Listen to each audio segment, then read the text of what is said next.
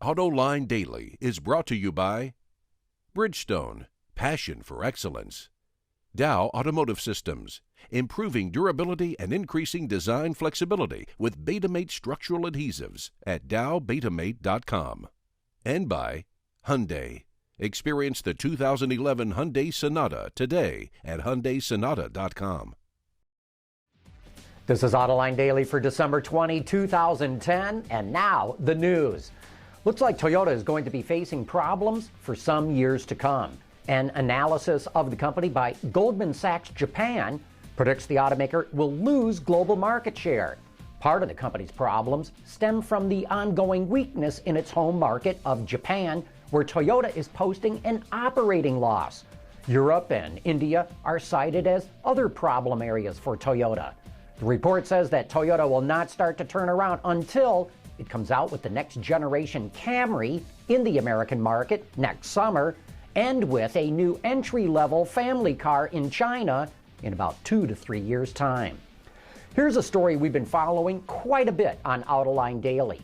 You all know how China slashed its exports of rare earth metals, which are needed to make hybrids and electric cars, as well as all kinds of electronics and military equipment. Well, the Wall Street Journal reports the United States is going to reopen its rare earth mine in California. The U.S. used to be the prime source of rare earth metals until 2002, when the mine was closed for environmental reasons. But the new owners of the mine say they can solve these environmental issues, and environmentalists seem to be willing to go along with them. China says it's cutting back on its rare earth exports because of environmental issues.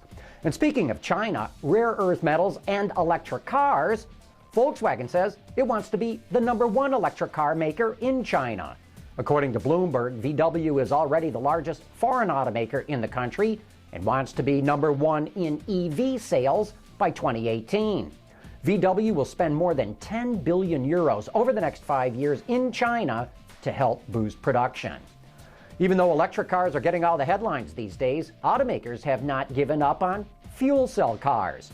Mercedes-Benz is now offering the B-Class F-Cell for lease to California residents. But because of the extremely scarce number of refueling stations, Mercedes is conducting its own vetting process to decide who can lease one. Powered by an electric motor, the F-Cell uses a fuel cell stack to generate electricity and a lithium-ion battery pack to store it. Mercedes says it has a range of 240 miles. And speaking of hydrogen, Bloomberg reports that Hyundai plans to start commercial production of fuel cell cars by 2015. The model will be an upgrade of the Tucson iX, a fuel cell SUV introduced in 2008. The range of the new car is more than 400 miles, which is more than a 50% improvement from the previous model. But electrics and fuel cell cars are facing a moving target. Today's conventional cars just keep getting better.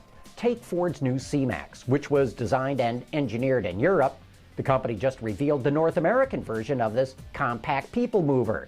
Ford is billing it as a 5+2. That is, it's designed for 5 passengers with room for 2 children in the third row. As with other recent Fords, the C-Max comes loaded with technology. It gets active park assist, the company's My Ford Touch user interface, and a really cool hands-free liftgate. With the key fob in his or her possession, all a driver has to do to open the hatch is wave their foot under the rear bumper. It's great for when you have an armful of packages. Under the hood, it gets either a naturally aspirated 2.5-liter power plant or a 1.6-liter EcoBoost engine, which I got to test a few months back, and let me tell you, that EcoBoost, it's awesome. Look for the North American version of the Ford C-Max to make its formal debut at the Detroit Auto Show next month. Car accidents are, at least for the time being, an unavoidable fact of life for drivers. They're dangerous, wasteful, and above all, aggravating. But here's one group that wants to capitalize on them. CRASHVERTISING, as it's called, aims to combine advertising with accidents. Here's how it works. When a car crash gets reported on social networking sites like Facebook or Twitter, a team of CRASHVERTISERS is dispatched. At the scene of the accident, they hold up banners, set up special safety triangles, and give away swag to advertise companies or products to the motorists who are trapped in the traffic bottleneck. Before you blow a head gasket, keep in mind, this is satire. It's not for real. But you know, I wouldn't be surprised if someone does use CRASHVERTISING in the future. Coming up next, we'll take a look at the new vehicle that shocked everyone by ending up as one of the finalists for the North American Truck of the Year Award.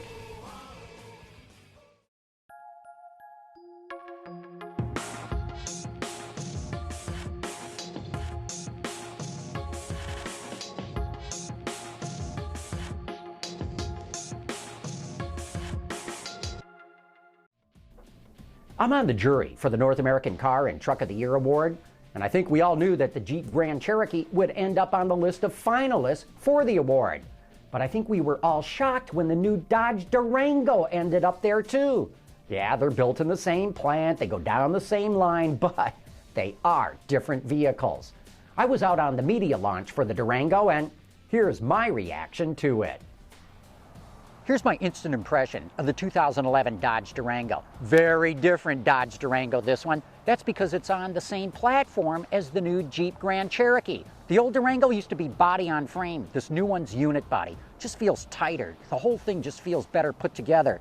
They've really gone for the aerodynamic look on this thing. All the gaps are a lot tighter and everything on the vehicle. You'll also notice how they fill in the wheel well opening just to give a better relationship between that opening and the tire.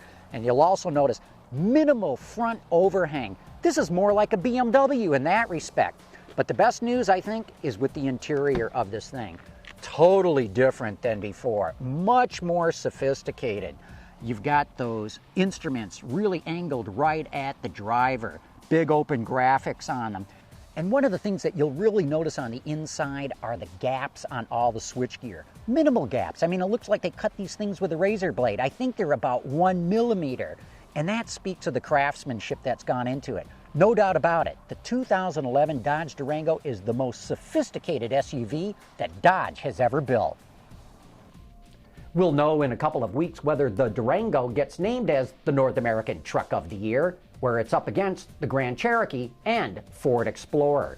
That announcement will be made at the Detroit Auto Show. Don't forget to tune into Open Line tonight, which gives you the opportunity to join in on all the talk of what's going on with cars. Or you can just sit back and listen, but it's the only show I know where the audience can jump in at any time it wants to.